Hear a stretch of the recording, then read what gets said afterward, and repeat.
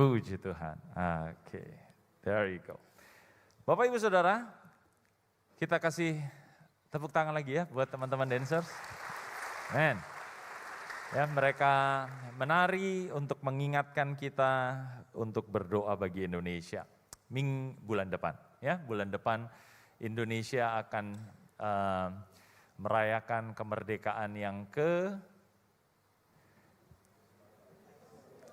79? Hah? Gereja kita 35 yang saya tahu. Ya, 79, right? Oke. Kalau Anda tidak ingat, sama seperti saya, ya. Bukan berarti kita mengkhianati Indonesia, tetapi sudah semakin tua negara kita. Tapi kita tetap berdoa untuk negara kita. Di saat yang sama, di bulan depan kita akan juga masuk ke tema pelajaran dasar yang baru. Ya, jadi dari bulan Februari, kalau Bapak Ibu Saudara Jemaat Mahanaim pasti tahu kita selalu memperkenalkan pelajaran dasar, tema pelajaran dasar di akhir bulan untuk bulan berikutnya. Nah, bulan ini kita membahas tentang bertumbuh dan berbuah. Ya, jadi tadi tepat dengan apa yang Bapak Gembala sampaikan juga bahwa kita harus melayani supaya itu juga menunjukkan ya bahwa kita jadi orang Kristen, pengikut Yesus yang bertumbuh dan berbuah. Bulan depan kita akan masuk ke tema baru mengenai persembahan kepada Tuhan. Ya, kalau Bapak Ibu Saudara nanti lihat di dalam Maleakhi 3, kita bisa melihat di ayat yang ketiga ada kerinduan untuk kemudian kita bisa mempersembahkan sesuatu yang benar. Kenapa? Karena akan sangat ironis kalau kita melakukan atau memberi persembahan yang kita pikir benar, tetapi ternyata itu tidak berkenan di hadapan Tuhan. Ya, seperti yang dialami oleh Kain kan. Kalau kita flashback ke kitab Kejadian, di saat itu Kain mempersembahkan hasil tanah pertaniannya, tetapi kemudian persembahannya itu tidak diindahkan Tuhan. Ya, itu ada di dalam Kejadian pasal yang keempat ayat yang ketiga. Nah, kita bulan depan mungkin juga akan membahas mengenai hal itu. Jadi nanti rekan-rekan staf GPDI Mahanaim akan mengkhotbahkan materi pelajaran dasar ini. Ya, semoga ini kemudian juga menguatkan pemahaman kita tentang apa sih yang seharusnya kita persembahkan kepada Tuhan.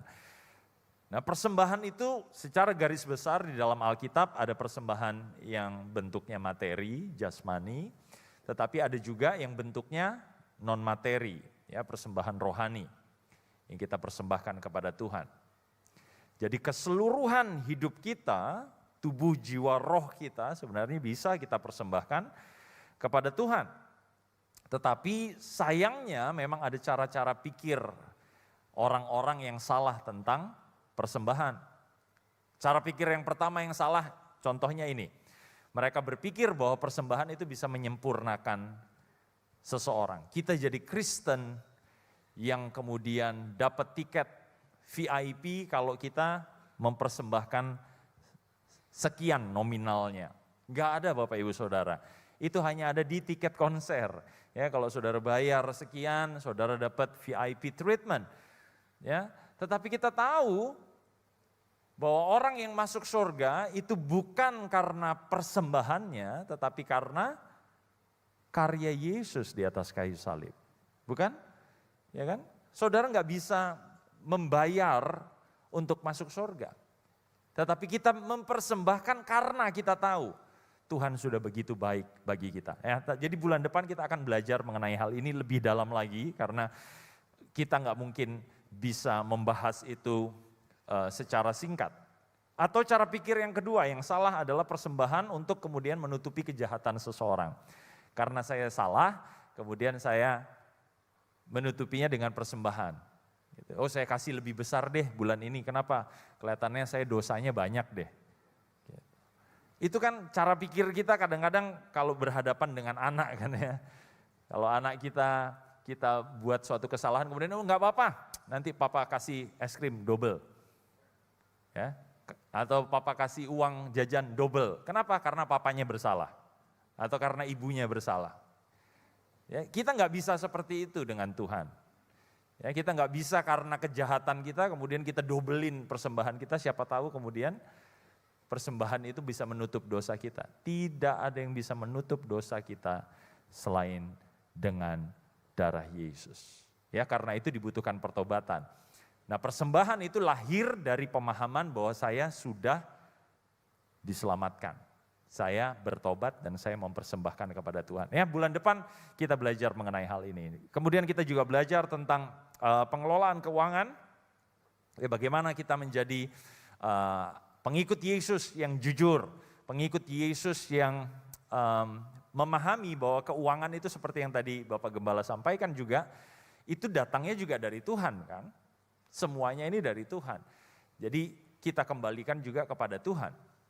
Ya, jadi persembahan kepada Tuhan, itu nanti kita akan belajar tentang ketulusan, belajar tentang kejujuran, belajar tentang motivasi kita untuk mempersembahkan kepada Tuhan. Ya, termasuk juga ada tema-tema yang saya percaya jemaat juga perlu tahu. Ya, misalnya hal yang kontroversial tentang persepuluhan.